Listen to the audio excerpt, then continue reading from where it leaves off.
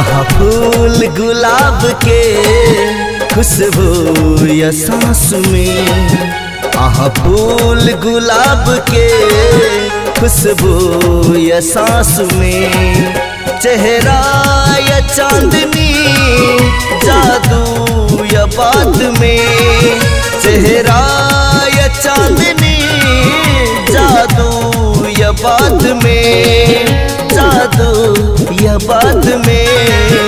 आहा फूल आहा फूल आहा फूल गुलाब के खुशबू या सांस में, आहा फूल गुलाब के खुशबू या सांस में।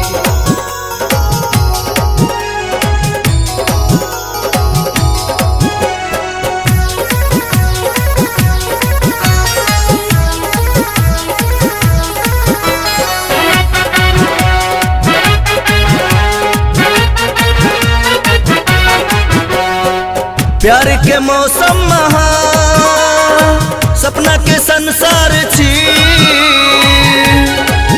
हो, प्यार के मौसम महा सपना के संसार छी, अही हमर दिल के धड़कन अही पहिल प्यार छी।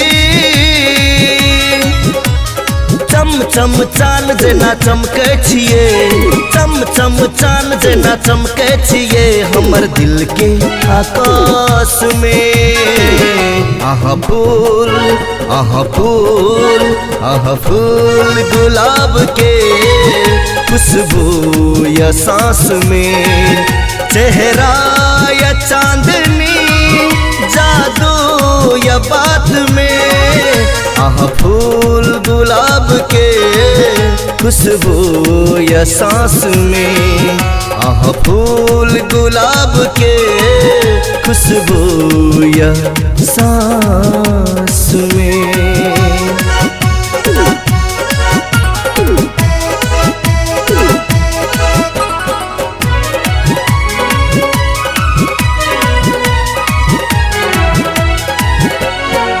दिल के तस्वीर में आहा बसल छी सनम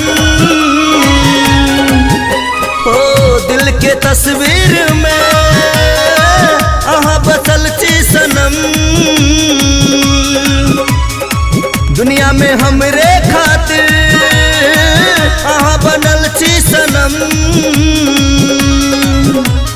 छम छम आहा के पायल बाजे, छम छम आहा के पायल बाजे प्रेमक अंदाज में।